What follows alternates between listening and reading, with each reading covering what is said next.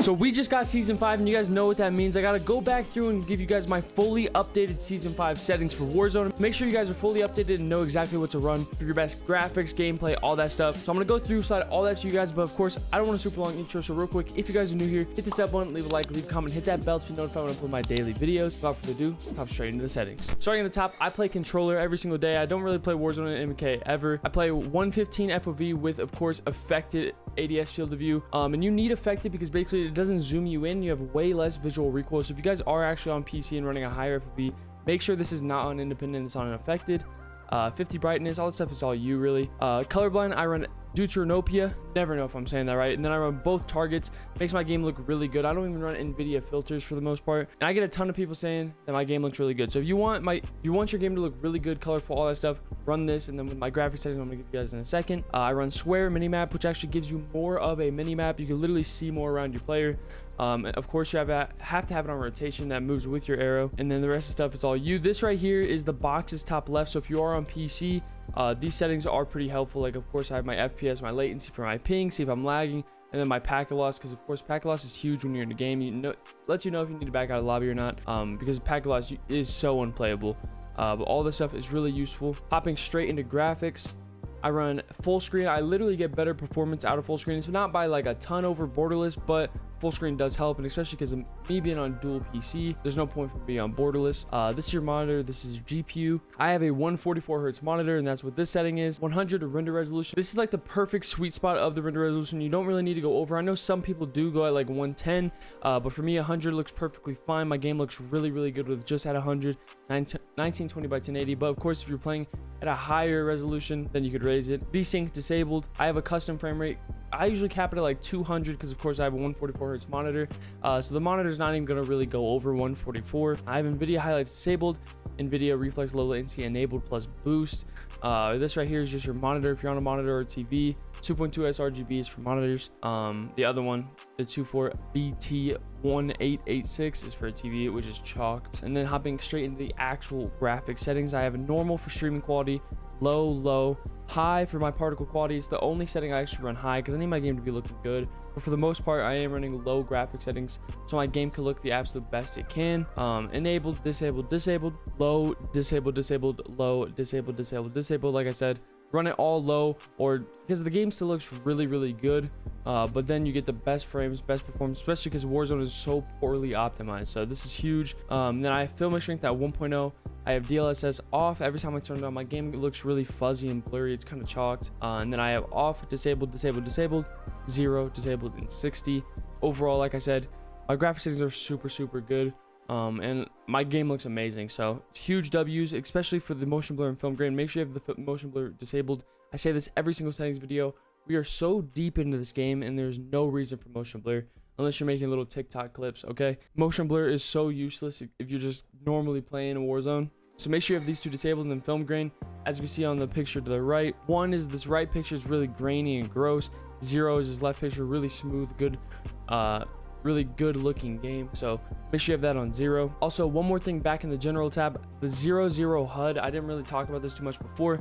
I actually have both my HUDs on 0, so it's more zoomed in the center of the screen, so your eyes don't have to travel as much. And that's weird for me because I play on a 24-inch monitor, so my eyes don't really have to move that far anyways. But this does make a big difference that you might not realize really, but I used to play on 100 all the time. Switch down to 0. All my stuff is zoomed in. It's really clean. It's not even noticeable. So if you guys want to try that as well, it's a big W that you might not realize you need to do, but it really does help. So hopping right into audio, I run boost high. I have Astro A40s, and I've heard a lot of people say the boost high setting is really good for A40s. A lot of other people run boost low, but I run boost high. Works really well for me.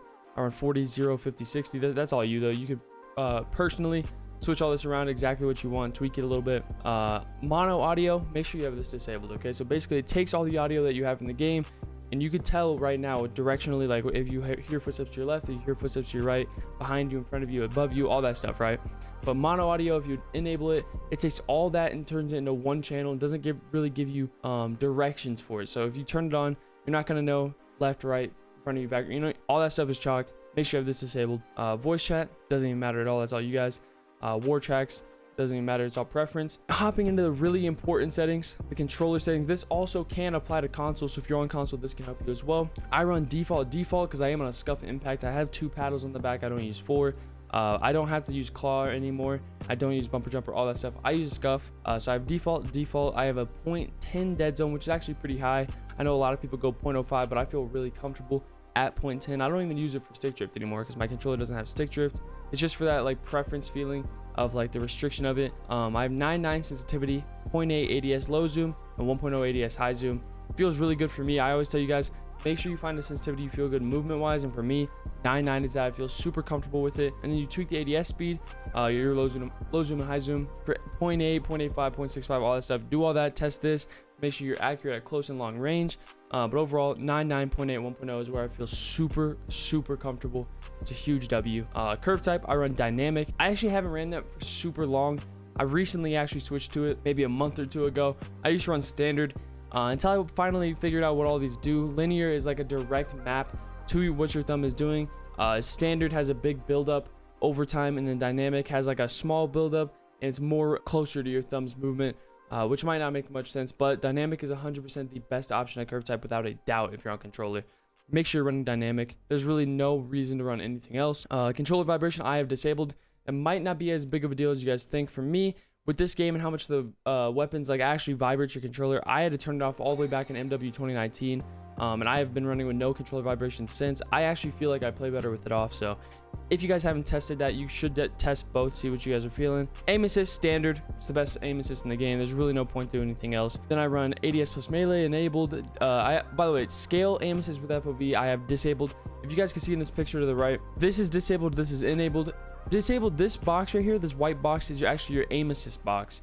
So you literally start getting aim assist sooner with the box, which might be tough in some situation, might actually hold you out of your target, but overall running disabled actually gives you stickier aim assist, better aim assist, and I feel way better with it on. I tried putting it on, but I've been on disabled for too long. I'm way too used to this, so I literally can't use this. But if you're super accurate, which I am, but I'm just not used to it, this is pretty good as well. But you get more aim assist on disabled, so I would highly recommend that. And then I run hold. Contextual tap is a huge one for Warzone. You can tap to loot, tap to reload, tap to interact, all that stuff. The only thing it changes is if you're in a car, you have to hold to reload. But overall, it's a W. You don't have to hold to open doors, hold to get loot off the ground. But if you aren't, try it out. It's a must use in the game. So I've enabled an apply one plate behavior.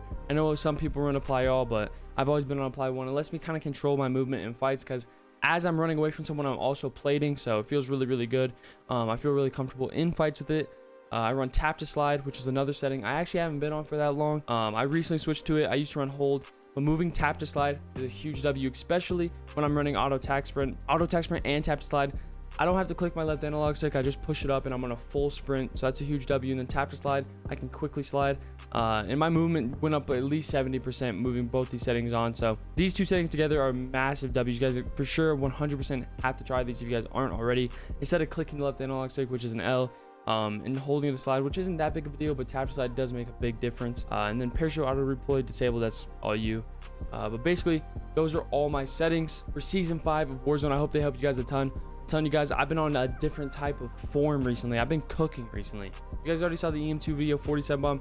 I've been really going crazy. I have a ton of tourneys coming up, and these are my best settings I've been running for season 4 and season 5. I haven't really changed them much in a long time, so definitely give them a try. I know it goes for you guys.